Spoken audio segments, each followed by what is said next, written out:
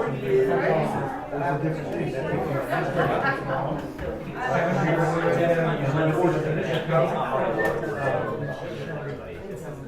morning, everyone. Thank you for your enthusiasm and energy. My name is Richard Burgess, and I'm with the Center for Competitive Workforce, one of the largest regional strong workforce projects in the Los Angeles area with the 19 community colleges. And along with LADC, very pleased to host today's meeting and presentation with At&T and Dakar Foundation. We have a illustrious assembly of very important partners, and I don't use that term lightly. The commitment I think that you all represent, both in your lives and in your values and in your work, is why you're here today, and why we've chosen to launch this next phase of our efforts to change the lives of young people, to continue to support economic development in our region, and to continue to elevate the role that community colleges and post-secondary, and we have CSU in the room as well, the role that our education institutions not only play but are expected to play and to impact lives and economic development. And so you'll hear more about the work of the Center for Competitive Workforce. Our reports are in front of you, the first of which was launched and is in front of you, called Powering Economic Opportunity. Not typically the kind of report that you would expect from community colleges or even post-secondary, but certainly, and we can only do this because of our partnership with LAEDC and with all of you. You also have in front of you another one of our reports on the rise of entertainment and digital media, or digital media and entertainment. And again, community colleges working with our business and economic development partners truly need to be on the same page, the same GPS, and understand how we work together in order to meet the challenges of the 21st century and of our regional economy. So I want to turn it over to Jessica and Carolyn Hall, Vice President of Strategic Initiatives and Industry Cluster Development. Our hosts, along with Chris Rico, also our LAEDC family, a very large and important family, but this is our home, this is your home, and to our hosts, and then we'll hear briefly from Dr. Patricia Ramos from Santa Monica College, who is the college lead for the Center for Competitive Workforce and other regional initiatives, including a recent Amazon Web Services cloud computing launch in Seattle 2 weeks ago. And then to our host and MC for the day, Kevin Clark, who you all know or will shortly know. So, Carolyn and Jessica. And well, welcome everyone, and thank you for joining us. This is an exciting opportunity. LADC has been one of the county's leaders in economic development since the 1980s, and we have been honored to embark upon this partnership with the community colleges as we look at expanding the opportunities for middle skilled students. And so I'm going to turn it over to Jessica, who may want to say a few to Chris, but really just to kind of welcome you and let's get started with the program. I think that said it well. The meeting continues. well, let me then just add, no.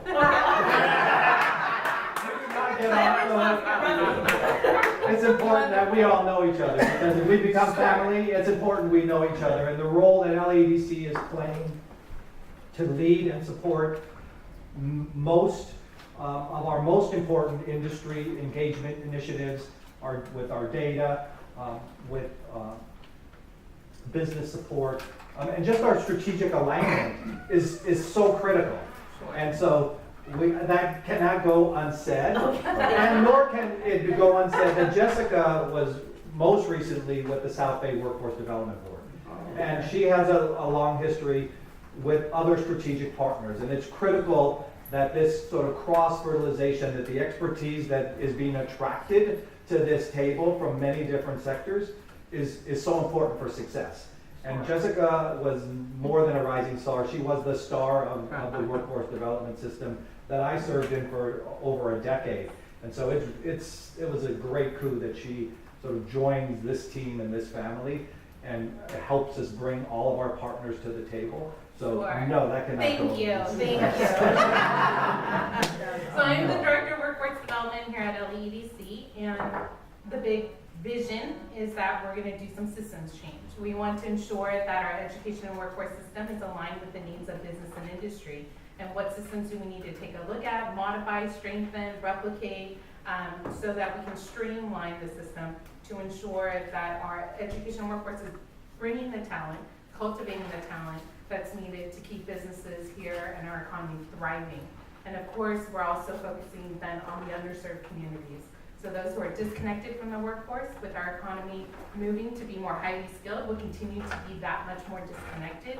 So when we include this disconnected workforce into the system, then we're closing the skills gap, because we have more people in our region with the skills that employers are looking for. So that's my role here.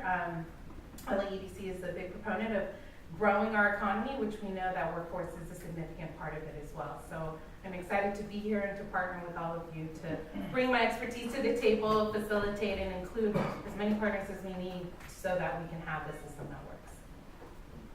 Was that good enough? We could continue on, but we will turn it over to Kevin. But thank you for hosting. Okay, great. I want to thank everybody for taking time out of their schedule today. This was, again, quite a gathering of people that I know are going to do some great things for students in Los Angeles County. Just a little bit about Dakar Foundation, for those who don't know me. We are a 27-year-old nonprofit 501c3. We were a public foundation, now private. Our goal, our task really is to become a broker to make sure that we are here to find a way to help everybody who is charged and challenged with getting young people, not only through scholastic, academic environments, but into the workforce. How we get measured for success is how people get a W-2 or W-9. And I've been working to try and get a career bank so that we can actually have jobs that can be deposited in this bank, and we can find a way to get people who want to give us the precise requirements for what they're looking for in a student as part of that formula for getting a withdrawal from that bank. So our goal right now is to try and introduce partners and look at a way for you guys to share with us today. And so I'm going to ask everybody at some point to go around the table and talk about their vision for success. So when we walk away from this table today, we'll have a better understanding of how we can synthesize the things that we can actually bring into any programs, projects, or pilots. So the first introduction that I'd like to make, and again, there's a list of people that, I mean, again, it's big, but I want to start with a guy who's really helped me try to crystallize something that we call the Digital Pathway Initiative. So without further ado, I want to introduce Jay Tucker. Morning, everybody. So as Kevin said, my name's Jay Tucker. So I ran into Kevin at a very fortuitous time. I see a lot of partners in crime in this room. I spent, I think 8 years at USC, actually working at an Institute for Communication Technology Management, actually in this building for a couple of those years. Where we work directly with industry partners on issues that pertain to things like sensors and mobility and big data and the future of tech and the future of entertainment. And in doing that, I launched an initiative at USC called Silicon Beach at USC, which was meant to try to pull in the entrepreneurial students with influential alums, investors, and where we get at talking about the future of tech, the future of entertainment, but also where we had a venture competition, kind of like Shark Tank, where we gave away $50,000 a year. So first prize was $25,000 in cash, no strings attached, right? USC wasn't taking equity. If you won the competition, you got $25,000 that you could spend on your business. Anyway, in doing that, the question that the woman to my left, Michelle Turner asked me was, okay, well, this is all great, the stuff that's happening in the industry, but what does it mean for us? Right? What does it mean for the people who are living in these communities, who are seeing, you know, technology transform these industries and creating opportunities, but this kind of train of innovation was just running them over as opposed to stopping at their station and giving them a chance to get on, right? So, you know, at that time, I met a bunch of other folks who are also interested in trying to figure out ways to help supplement, you know, young people's education with experiences and other opportunities that would get them plugged in and connected. One of the folks that I met was Kevin, who had already been doing great work in Compton with Compton High around media production. But there were lots of other folks, and some of them are in this room, who were really passionate about trying to figure out ways that we can provide opportunities for people who are willing to learn so that they can get plugged into the new economy, right? The idea behind Digital Pathways, or the Digital Pathway Initiative, was simply to figure out a way to take all the work that everybody was doing already and create some kind of roadmap where we could synchronize those efforts in a way so that to the user, to the learner, right, to the person interested in getting plugged in, whatever their point of entry was, they would understand where they could find the other resources, other people, other opportunities to keep moving on until, as Kevin likes to say, till they get their career started, right? So the idea is that the class that you take, or the major that you have, or the internship that you had, or the case competition you were in, that's not the end of the road, right? The idea is that that's supposed to lead to other opportunities once you've been vetted and you're now kind of in the family, right? So there are some adjacencies to that we still have to all work on. One of which, and that's why I'm excited that Donovan Green is here, is around corporate partnerships. Because getting these kids ready is great.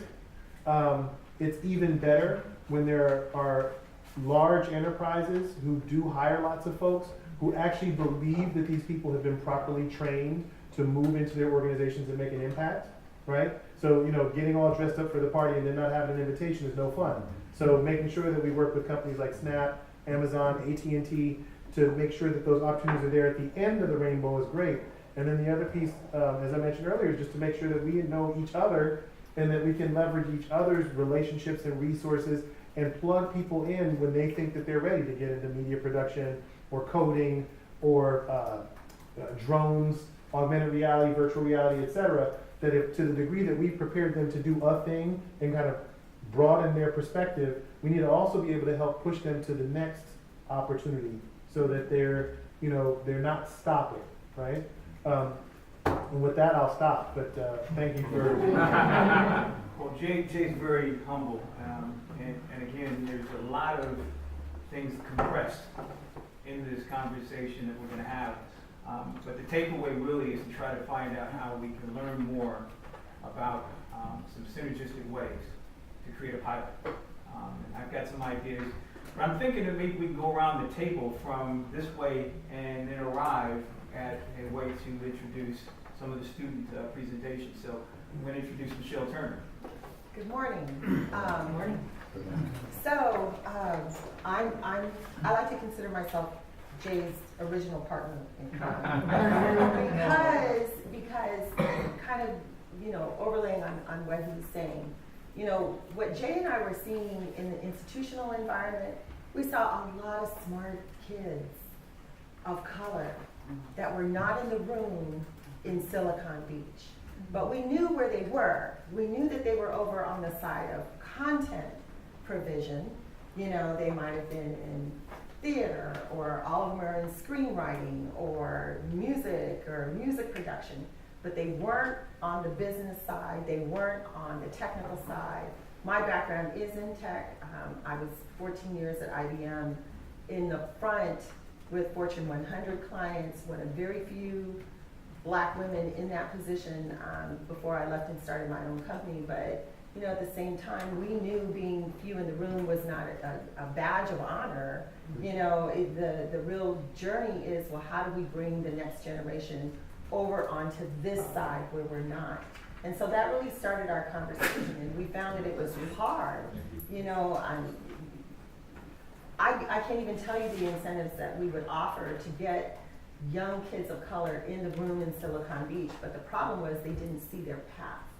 You know, and what we also found was that this conversation is not limited to just what can one institution do. Jay's now over at UCLA, I'm still at SC, and we know that this is a broad sector level conversation, and the only way to win it is to know where our partners really are and how we can engage each other and really make this work. So I'm just happy to be here and add where I can and add value from my institution where I can, but just to personally also engage.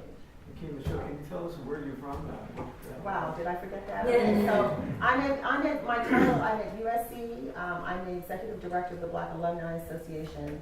And what that really means is I do have a focus on our kids.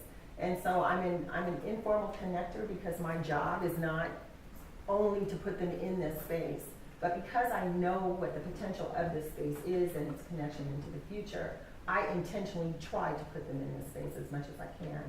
And sometimes it just doesn't land only at SU. Many times it doesn't.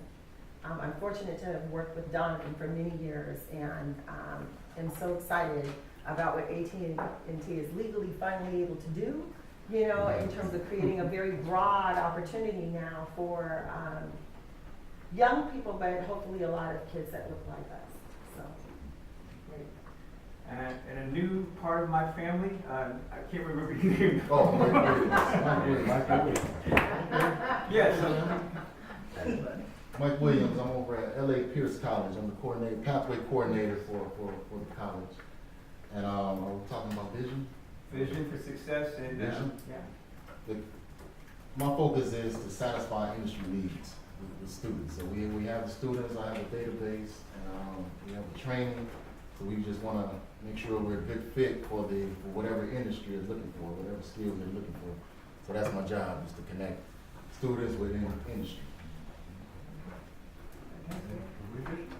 Well, good morning, everybody. I'm Tricia Ramos. I'm the Dean of Workforce and Economic Development at Santa Monica College, and it is just so refreshing to be in a room with people that get it and you know, getting to the work. So as Richard mentioned, I oversee the Center for Competitive Workforce project, and it is funded out of the California State Chancellor's Office.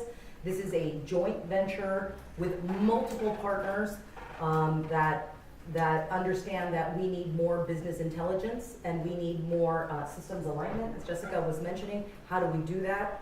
We were funded by JP Morgan Chase with a little planning grant, and then the Strong Workforce came along. I don't know if you know anything about the Strong Workforce program, but the California State Legislature is investing billions of dollars in the community college system.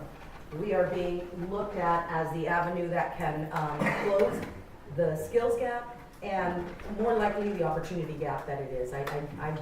We'll leave that conversation for another day.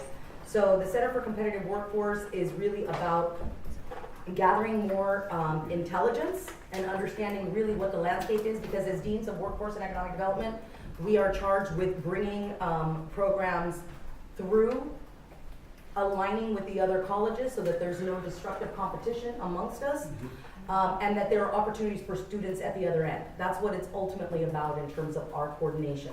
So it has to start with good data, and so since the good data wasn't being produced for us, for our faculty to have in their hands to really understand where those investments need to be for now and in 5 years and in 10 years, it wasn't there, so we're building it ourselves, and we're taking everyone along with us, and it doesn't work without having the business community with us to validate the data that is coming out, and for us to partner with business industry so that you really look at us as your workforce pipeline, at least for that middle skills level. If you look on the back of this first report, you'll see what all of the colleges are in Los Angeles and in Orange County that we work with, through the State Chancellor's Office. So our goal is to create alignment not only in the entertainment sector, across all sectors, in global trade and logistics and healthcare and all of that. So with that, I will just hush and turn it over to our colleagues, and I'm happy to be here working with all of you. $25,000. My smile should be bigger, huh? You want another zero, yeah. Congratulations. Yeah. Down in the front for you.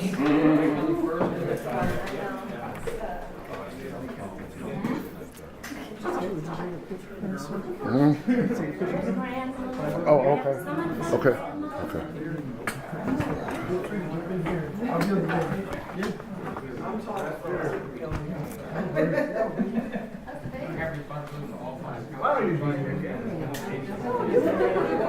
I had it from?